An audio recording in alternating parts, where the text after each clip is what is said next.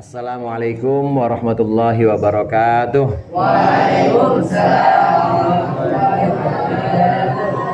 Alhamdulillahilladzi hadana li hadza wa ma kunna linahtadiya laula an hadanallah.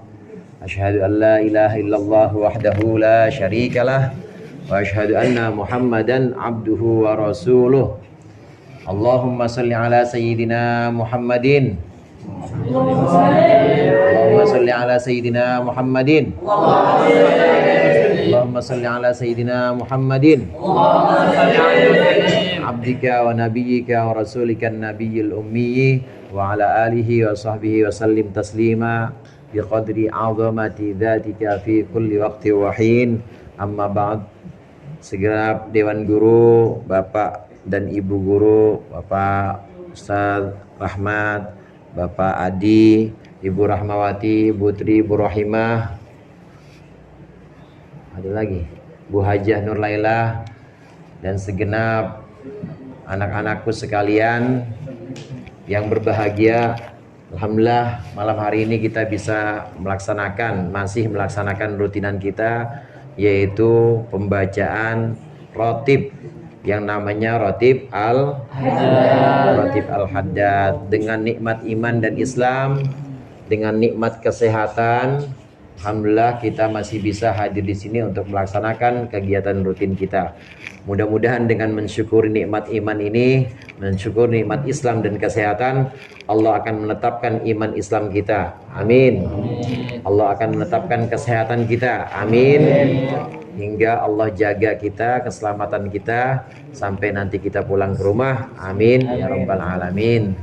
Anak-anakku sekalian, pembacaan rotib al-haddad sebagaimana ibadah-ibadah yang lain itu memang dianjurkan dalam keadaan berwudu, karena sabda Rasulullah, at-thaharatu syatrul iman atau at-tuhuru syatrul iman. Toharoh atau bersih dan suci dari hadas maupun dari najis itu adalah sebagian dari iman. Kalau bisa untuk anak-anak sanawiyah ini, kalau bisa belajar dari sekarang untuk dawam wudu. Artinya dawam wudu, sebisa mungkin itu kamu terus dalam keadaan bersih dari hadas. Minimal sekarang kita udah latih dari maghrib sampai isya. Ada yang kentut nggak tadi? Kentut ada warnanya enggak? Ada warnanya enggak bentuk kentut? Minimal kita udah berlatih. Minimal kita udah berlatih nih, dari maghrib sampai isya udah dijaga wudhu kita. Memang sebaiknya ibadah pembacaan ayat Al-Quran terutama dan juga doa-doa itu utamanya, yang paling utama itu kita dalam keadaan berwudhu, karena sabda Rasulullah, at-thaharatu syatrul iman. Ini yang pertama yang ingin Bapak sampaikan. Kemudian yang kedua, dalam pembacaan rotib al-haddad yang kita sudah tahu, sebagian ayat Al-Quran ada dalam rotib. Ada apa enggak? Ada ayat kursi, akhir ayat Baqarah. Kemudian pembacaan la ilaha illallah wahdahu la syarikalah. Ada enggak kemarin? Ada juga. Kemudian pembacaan tasbih atau pembacaan untayan kalimat thayyibah atau kata-kata yang baik, subhanallah walhamdulillah. Ada nggak kemarin? Ada juga. Nah, anak-anak sekalian, itu zikir-zikir yang sudah kita lantunkan, subhanallah, terus walhamdulillah, wallah. Ada berapa coba itu? Subhanallah, terus 2, 3, 4, ada berapa? Ada 4. Subhanallah, walhamdulillah, la ilaha illallah, Allahu akbar. Kadang-kadang dalam sholat tasbih atau dalam zikiran-zikiran lain ditambah wala haula wala quwata illa billah. Kata Rasulullah sallallahu alaihi wasallam, idza kana yaumul qiyamah la ilaha illallah ya'ti qailaha amamahu. Kata Rasulullah, nanti di hari kiamat bacaan la ilaha illallah itu datang kepada orang yang membacanya, datang di sebelah depannya.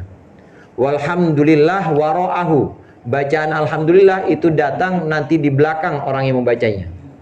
Kemudian bacaan wa subhanallah wa ra'ahu, bacaan subhanallah itu ada di belakang orang yang baca. Kemudian bacaan alhamdulillah ada an yaminihi, dari sebelah kanannya. Kemudian bacaan Allahu akbar di sebelah kirinya. Terakhir bacaan la haula wala quwata illa billah, itu kata Rasulullah nanti di hari kiamat ada di atas orang yang baca, melindungi di atas orang yang baca. Kira-kira kalau udah dapat perlindungan seperti itu, sudah ada protektor atau sudah ada pelindung. Dari arah depan ada la ilaha illallah, dari arah belakang ada subhanallah, dari arah kanan ada alhamdulillah, dari arah kiri ada Allahu akbar, dari atas ada apa? La haula. Kalau udah sedemikian ketat dijaga, kira-kira akan ada nggak orang yang menyakiti kita? Nggak bisa. Di hari kiamat bacaan-bacaan itu nanti akan datang melindungi kita, dan tidak ada satupun orang yang bisa menyakiti kita, menyakiti pembacanya di hari kiamat ini nanti. Pembaca la ilaha illallah, subhanallah, dan seterusnya. Dari manapun kalian mulai, kalian mau mulai seperti yang kita tahu dari subhanallah boleh, subhanallah alhamdulillah boleh, atau kalian mulai dari la ilaha illallah boleh. Asal yang lima-limanya itu kita baca, maka menjaga dari sebelah depan, belakang, kanan, kiri, dan atas dijaga. Nah, anak-anakku sekalian, memahami hadis-hadis yang semacam ini, yang merupakan kejadian di hari kiamat misalnya, atau merupakan satu cerita tentang mukjizat, maka kita perlu menerima dengan keyakinan. Kita harus menerima dengan keyakinan. Namun meskipun kita menerima dengan keyakinan, ini tetap harus kita pelajari cara meyakininya. Ini penting nih. Jangan pada ngobrol, dengerin. Bagaimana kita meyakini bahwa kejadian-kejadian di hari kiamat itu benar-benar bisa terjadi? La ilaha illallah ada bentuknya menjaga kita.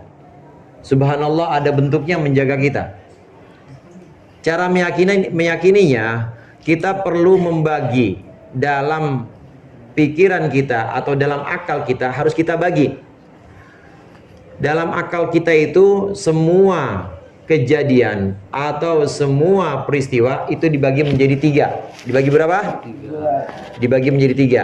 Ada yang disebut wajib akli, ada yang disebut wajib secara akal. Bandingannya, wajib akli adalah mustahil akli, mustahil secara akal. Yang pertama ada wajib akli, apa artinya? Wajib secara akal. Bandingannya mustahil akli, apa artinya? Mustahil secara akal. Semua peristiwa, semua kejadian di dunia maupun di akhirat itu dibagi menjadi tiga itu. Yang pertama wajib akli, yang kedua bandingannya mustahil akli. Nah sekarang Bapak kasih contoh. Sesuatu yang sifatnya wajib akli itu adalah sesuatu yang akal kita pasti mengharuskan dan mewajibkannya. Contoh wajib akli, 1 tambah 1 berapa? 2. Itu wajib secara akal. Terus contoh lagi yang namanya wajib secara akal, sebagian lebih kecil daripada keseluruhan. Benar apa enggak? Benar enggak? Akal kamu mengingkari enggak? Pasti akal kita mewajibkan bahwa sebagian lebih kecil dari keseluruhan.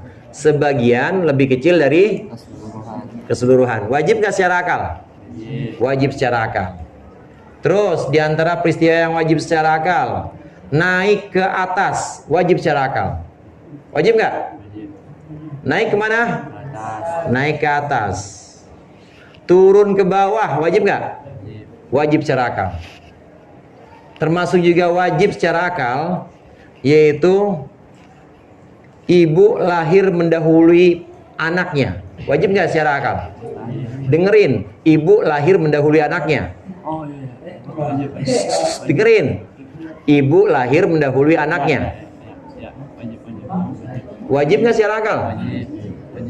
Wajib nggak secara akal? Wajib. Ibu lahir mendahului Anaknya wajib nggak secara akal? Wajib. Wajib.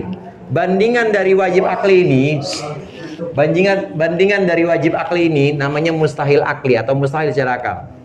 1 tambah 1 sama dengan 9. Wajib akli apa mustahil akli? Mustahil.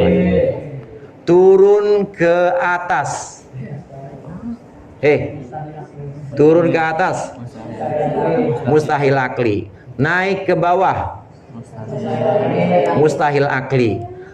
Anak lahir mendahului ibunya. Mustahil akli. Dalam akal kita harus dibikin peta konsep atau dibikin folder-folder seperti ini. Ada 3 folder. Ini yang mustahil, ini yang wajib. Yang mustahil dan wajib itu seperti itu.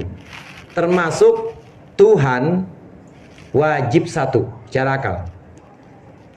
Kenapa demikian? Karena kalau bukan 1, kalau tidak 1, artinya lebih dari 1, itu pasti bukan Tuhan. Apa namanya? Namanya pren. Namanya apa? Pren atau namanya apa? Besti. Kalau berdua udah bukan Tuhan lagi. Namanya apa? Besti. Kenapa? Ya kemana-mana berdua, ngurusin langit bumi aja, minta bantuan temennya. Berarti dia Tuhan atau bukan? Bukan, karena dia lemah. Jadi secara akal Tuhan wajib 1. Bandingannya mustahil akli, berarti mustahil Tuhan lebih dari 1. Dah, saya ulang lagi. dalam akal kita, dalam pikiran kita harus dibuat peta seperti ini. Ada yang sifatnya wajib secara akli. Bandingannya apa? Mustahil. Contoh tadi, sebagian lebih kecil dari keseluruhan. Wajib apa mustahil? Wajib. Mustahilnya sebagian lebih besar dari keseluruhan. Mustahil. Nah, di luar itu anak-anak, di luar yang mustahil dan di luar yang wajib, ada sesuatu yang sifatnya itu jaiz akli atau boleh secara akal. Arya. Jaiz secara akal itu artinya boleh terjadi, boleh tidak. Kalau yang saya ulang lagi, kalau yang tadi, ibu lahir atau anak lahir mendahului ibunya, mustahil apa enggak? Mustahil. Mustahil itu nggak bakal ada. Tapi di luar yang mustahil dan wajib ada yang namanya jaiz, boleh terjadi, boleh enggak. Contoh apa? Contoh anak MTS sakit, itu jaiz, boleh terjadi, boleh enggak. Anak MTS sehat, itu jaiz, boleh terjadi, boleh enggak. Dan kita terbiasa lihat itu, ada yang sakit, ada yang sehat. Nah, termasuk yang jaiz secara akal, jaiz akli adalah peristiwa di hari kiamat yang tadi di awal kita bahas. Subhanallah berwujud dan datang ada di belakang orang yang membacanya. La ilaha illallah berwujud dan datang di depan orang yang membacanya. Kemudian alhamdulillah berwujud dan datang ada di sebelah kanan orang yang baca. Kemudian Allahu Akbar berwujud dan datang ada di sebelah kiri orang yang menjaga. La haula wala quwata illa billahil aliyil azim, datang berwujud ada di atas orang yang baca. Ini adalah bagian dari yang jaiz secara akal. Ini bukan mustahil. Dan ini bukan wajib juga. Ini adalah sesuatu yang sifatnya jaiz. Jaiz itu boleh. Boleh terjadi dan boleh tidak. Untuk orang-orang yang beriman itu boleh terjadi. Karena kita beriman kepada Allah, kita yakin kepada janji Rasulullah, maka itu akan terwujud dan bisa terjadi bahwa nanti akmal di depannya ada yang jagain. Apa? La ilaha illallah. Kemudian Ambon di belakangnya ada yang jagain. Apa yang jagain Ambon di belakangnya? Subhanallah. Kemudian Aslam di sebelah kanannya ada yang jagain. Aslam. Terus Hafiz sebelah kirinya ada yang jagain. Kemudian ya anak MTS semua dijagain di atasnya seperti kubah menjaga. Itu jaiz, boleh. Itu bukan hal yang mustahil. Itu bukan perkara yang mustahil. Maka kita harus yakin bahwa apa yang kita baca dalam Ratib Al-Haddad ini semua bisa menjaga kita. Amin. Menjaga kita di dunia ini dan juga nanti di akhirat sesuai janji Rasulullah itu akan datang membaca pembacanya, membaca orang-orang yang memang rajin dan sering mengucapkannya. Subhanallah, alhamdulillah, wala ilaha illallah, Allah akbar. Nah, demikian juga mukjizat. Mukjizat-mukjizat yang ada, mukjizat-mukjizat yang kalian kenal dimiliki oleh para nabi, ini bagian yang jaiz, bukan mustahil. Akal kita hanya asing dan kurang akrab aja.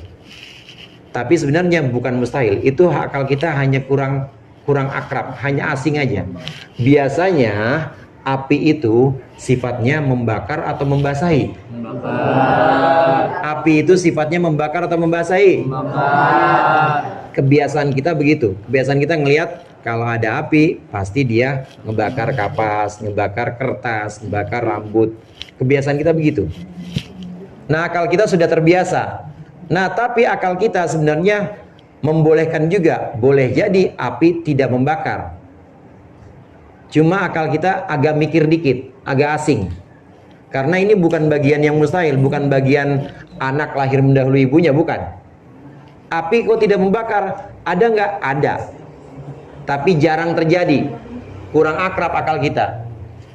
Api tidak membakar itu pernah terjadi, yaitu saat Nabi Ibrahim dilempar Raja Namrud ke dalam kobaran api. Kebakar nggak Nabi Ibrahim? Jadi api tidak membakar itu adalah bagian dari jaiz, bukan bagian dari yang mustahil, bukan bagian dari yang wajib akli. Semua mujizat seperti itu.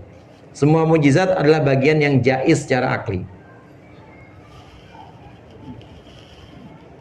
Kamu pernah pegang stick golf atau stick drum band, bukan stick PS. Pernah? Itu biasanya terbuat dari apa? Kayu. Kayu jadi ular. Itu bagian yang wajib atau bagian yang mustahil? Hah? Bagian dari yang jaiz, bukan mustahil. Cuma akal kita belum akrab aja. Akal kita ini merasa kok ada ya? Ada, cuma jarang. Nabi Musa itu tongkatnya dari kayu, tongkat yang biasa untuk menggembalakan ternak itu jadi ular. Maka itu bagian dari yang jaiz akli. Mujizat, kejadian-kejadian luar biasa yang ada di hari kiamat seperti fadilah atau keutamaan bacaan-bacaan Ratib Al-Haddad ini adalah bagian yang jaiz secara akal. Jadi jangan kita bilang mustahil. Yang mustahil itu yang tadi saya sebutin aja, nggak banyak. Yang lain kebanyakan itu jaiz. Boleh terjadi, boleh tidak. Kemudian masuk kepada pembahasan Ratibul Haddad bacaan kita yang sekarang. Bacaan kita yang sudah kita baca, subhanallah subhanallah bihamdihi subhanallahil azim. Rasulullah SAW bersabda, kalimatani khafifatani alal lisan thaqilatani fil mizan. Ada dua kata yang ringan di lisan tapi berat di timbangan pahalanya. Apa itu? Subhanallah bihamdihi subhanallahil azim.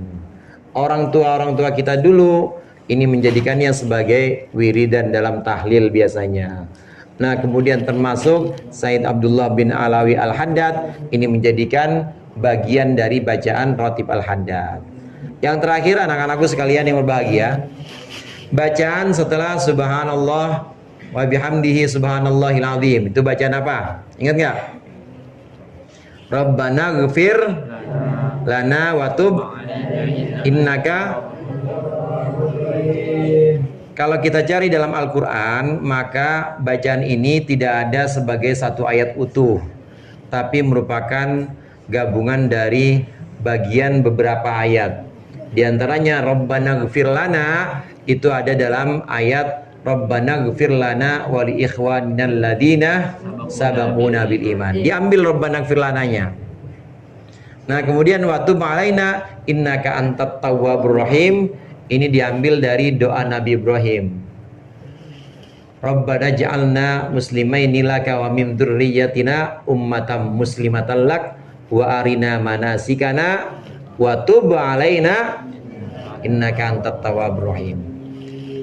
Oleh pengarang rotib, oleh penyusun rotib Sayyid Abdullah bin Ali Al-Haddad, ini kemudian dipadukan Rabbana ighfir lana wa tub alaina innaka antat tawwabur rahim. Jadi satu paduan atau jadi satu kalimat. Apa artinya? Rabbana, wahai Tuhan kami, ighfir lana, ampunilah dosa kami. Ada yang nggak punya dosa di sini?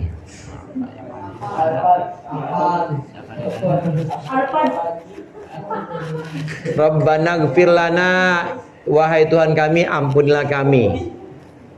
Wa tub alaina, dan terimalah taubat kami. Innaka antat tawwabur rahim, sesungguhnya engkau adalah yang maha menerima taubat dan yang maha pengasih. Rahim, yang maha apa? Nah, anak-anak sekalian, perhatikan ayat ini, lihat. Pertama, yaitu ampunan Allah dan diterimanya taubat kita. Kita minta ampun dulu dari dosa-dosa kita. Dibersihkan dulu, kita minta Allah bersihkan diri kita dari kesalahan-kesalahan, yang subuhnya kesiangan, ada juga yang nggak pakai wudhu sholatnya, ada juga udah batal tapi karena malas wudhu masih lanjut aja sholat, itu dosa itu. Kemudian yang masih punya dosa yang lain, masih suka gedumel hatinya, kenapa ya jajan gue cuma segini doang, temen-temen gue banyak banget, tuh yang masih suka ngedumel. Dosa nggak apa?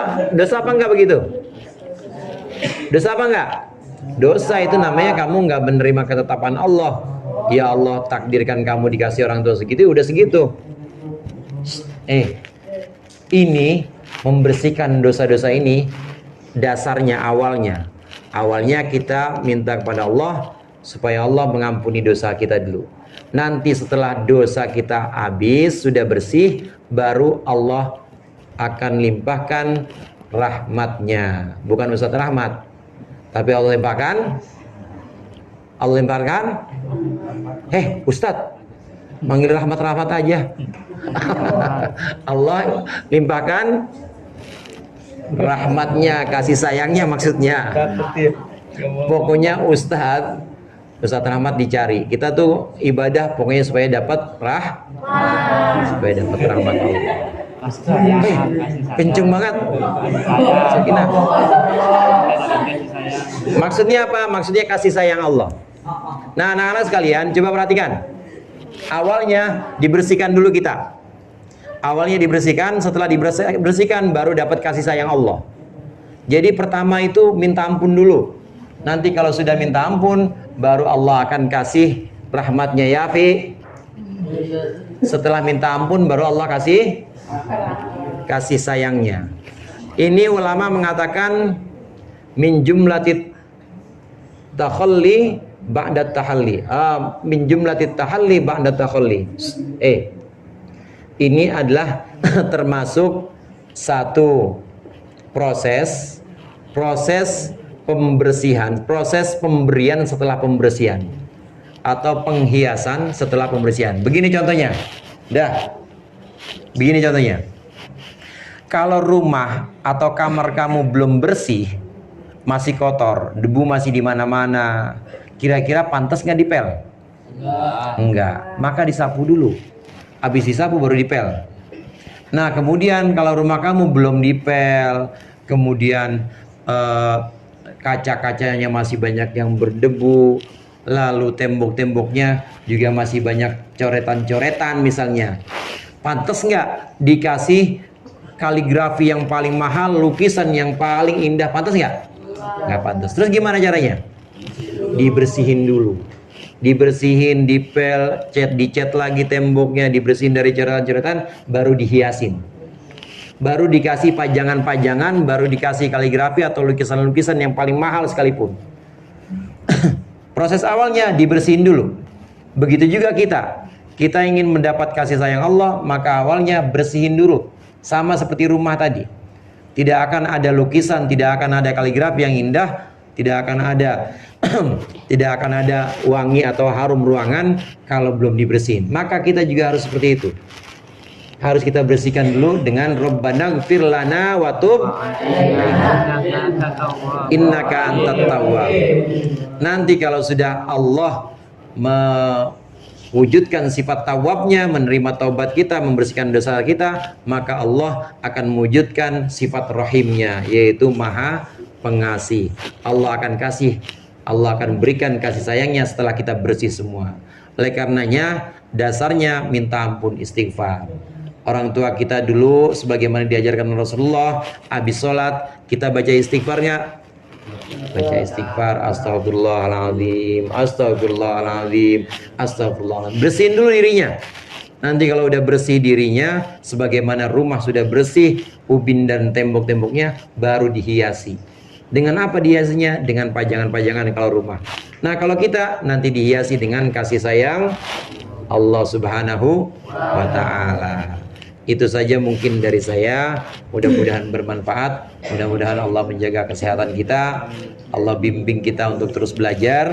Allahul muwaffiq ila aqwamit thoriq. Assalamualaikum warahmatullahi wabarakatuh. Waalaikumsalam.